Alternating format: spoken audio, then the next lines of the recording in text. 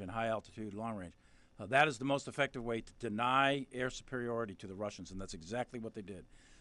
And if you look at F-16s, 10 F-16s, $1 billion. You add the sustainment cost, another $1 billion. So you're talking about $2 billion for 10 aircraft.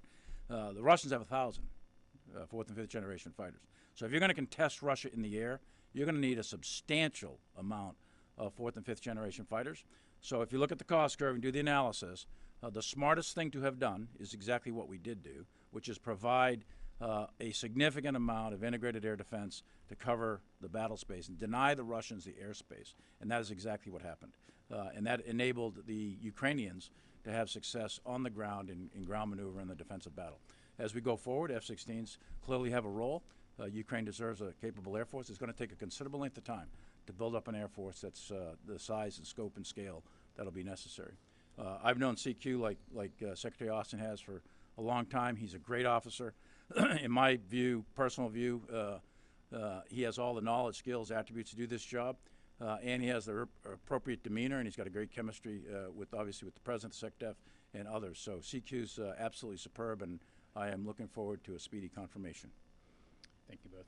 Our next question will go to Dan Lamothe, Washington Post. Gentlemen, thanks for your time today. Mr. Secretary, the announcement on this F-16 plan raises the questions what complementary roles the United States might play in it, be it the provision of F-16 weapons, U.S. personnel in the training program, anything along those lines. How do you envision that going?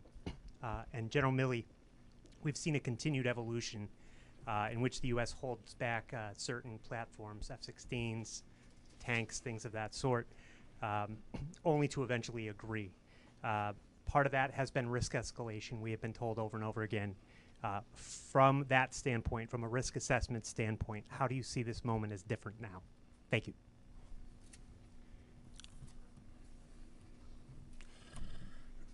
Well, Dan, I would just tell you that our approach, to providing security assistance to Ukraine for the last year plus has been to follow an international approach where we get contributions from everybody that can contribute. Would not conceive of doing business differently now. I mean, that's the way we've operated across the board.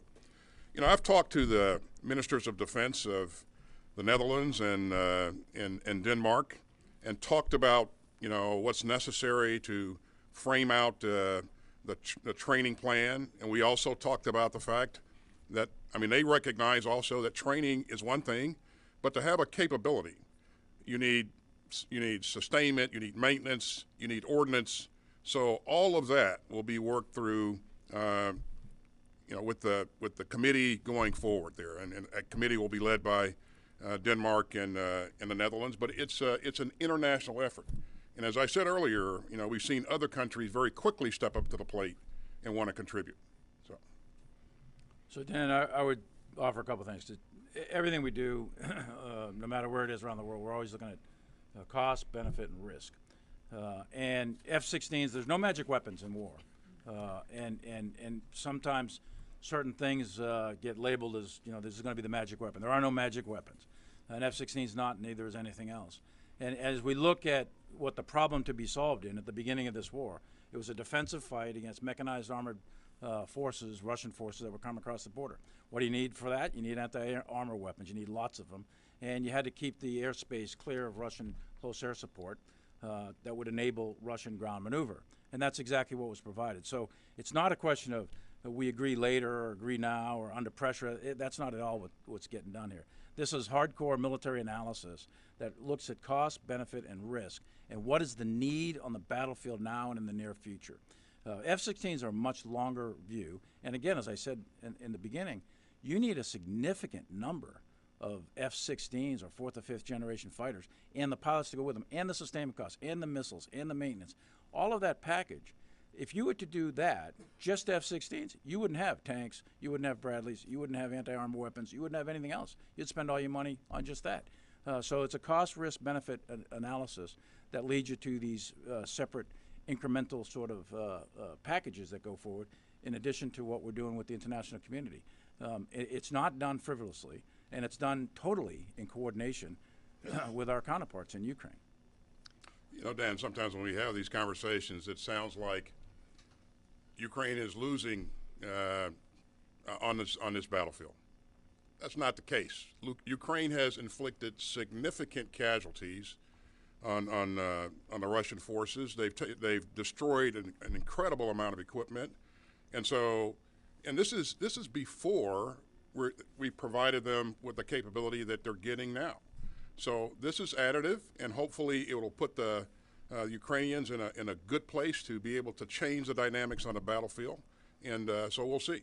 That's our goal, to make sure that we've done everything we can to put them in the right place to be successful. Thank you, gentlemen. Next question will go to Idris Ali, Reuters. Chairman Milley, it's been several days since the attack and incursion into Belgrade. There have been social media images, videos, and pictures showing U.S.-made military equipment and vehicles being used in it.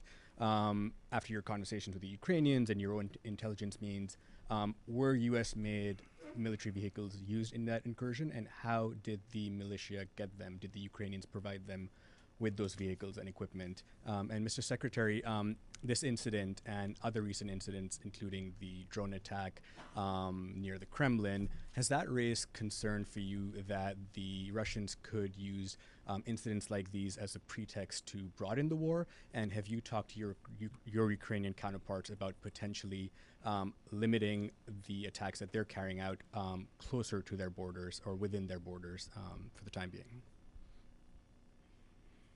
So I'll just very briefly just let you know that I've got the staff looking at that with UCOM staff to confirm it tonight. So I don't have an answer for you right this second. The rules that we have established with the Ukrainians is to not use U.S. supplied equipment to attack into the geographic space of Russia. And look, they're a country at war. It's an existential threat. They're fighting for their survival. I can't say with definitive accuracy right this minute to you whether that, and I saw the same videos, whether that's U.S. supplied equipment or not, and what was the nature of the attack, who did what to whom. I can't say that with definitiveness right this minute. But I can say that we have asked the Ukrainians not to use U.S. supplied equipment for direct attacks into Russia. Why is that? Because we don't want, this is a Ukrainian war.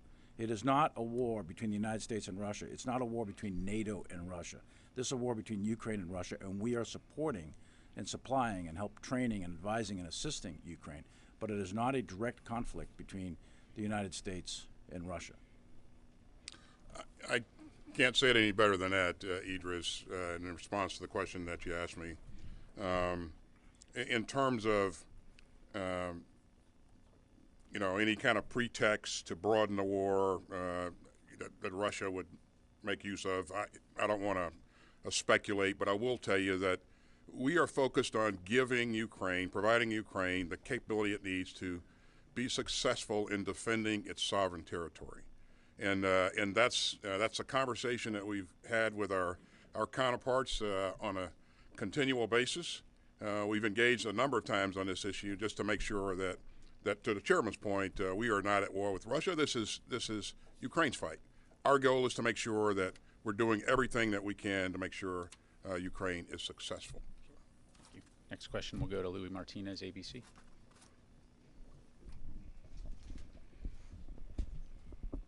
Thank you. Can I ask you both, this, from what General Milley just said, it's about the investment in F-16s just for 10 F-16s. It sounds like it's going to be a considerable budget necessity just to keep a small cadre of aircraft flying. Can you get that level of support from the Congress for even more aircraft or even more additional support, maintenance, sustainment? Does this open up a whole new series of questions about how much funding you actually need for the fight beyond just the ground fight, the artillery, the ammunition that everybody needs? And there's a major debate going on in Washington right now, the debt ceiling, the possibility of a debt default. What potential impacts could we see on the force? We heard this on Monday from some of your peers, General Milley, about the possibility that this is going to affect readiness. One actually called it potentially catastrophic. What are your thoughts on that, and how is it going to impact service members and their families?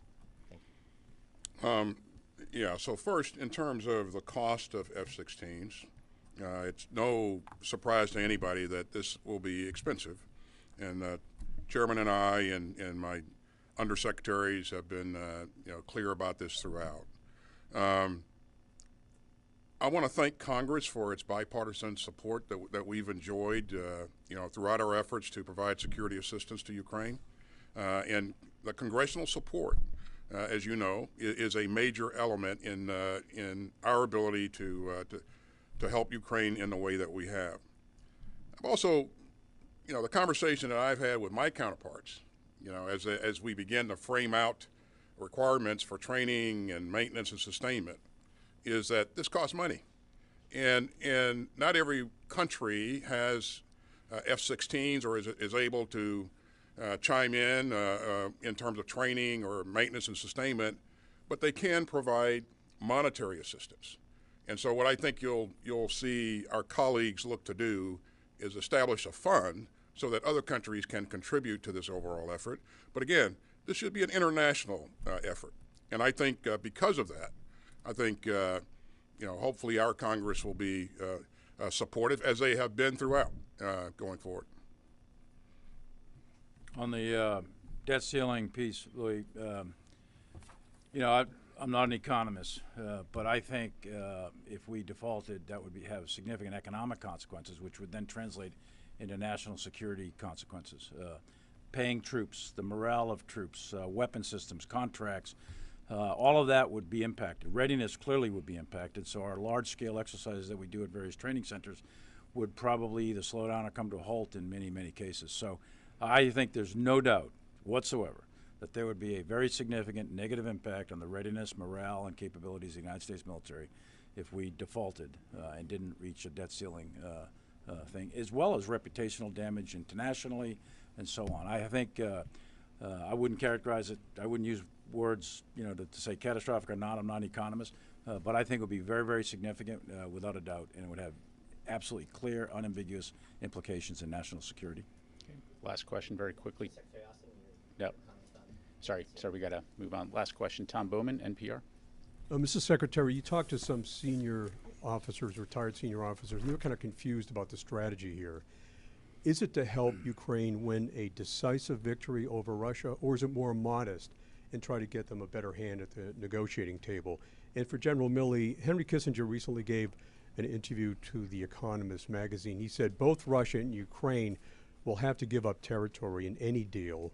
Both will be dissatisfied, but he worries war could erupt again because Ukraine is being so heavily armed, and they also have, quote, the least strategically experienced leadership in Europe. Your thoughts on that? So in terms of the goals and objectives of Ukraine's campaign, we'll let the Ukrainians decide what that will be. Our goal, as I've said so many times, is to make sure that we're providing them what they need to be able to defend their sovereign territory. I will remind everybody that this is a country that's in a fight, and a pretty significant fight. And what we've been doing, and it's really artful, and I applaud the Ukrainians on their ability to kind of grow into this. We've been taking troops out of the fight and training them on sophisticated platforms, and then putting those troops back in the fight, all while they're fighting. And while this seems simple to many, it is very, very complicated and not without risk. And so you have to balance the scales throughout. And the more sophisticated that equipment gets, the more critical that the training, the maintenance, and sustainment becomes. And so, again, we have been focused on giving them what they need to be successful. And, as things evolve, our security assistance has evolved over time as well. So, Tom, thanks for asking a very easy question from the former National Security Advisor, Henry Kissinger. So I looked at yes, I saw that, 100 years old. So look at, it would take a lot longer than the few seconds I have to answer that question fully. I would just say this for the time being. All wars come to an end sooner or later. And they either come within one side winning or the other side winning, or they come to a negotiated settlement. This war, militarily, is not going to be won by Russia. It's just not. There are strategic objectives that they laid out, which was the conquest of the territory called Ukraine, the unseating of the Zelensky government, the capture of Kyiv, those strategic objectives went away a year ago, really, shortly after they invaded, when Putin readjusted his strategic objectives to just grab Luhansk and the whole Donbass area. So the strategic objectives that Russia set out to achieve are not achievable militarily. They're not going to be done.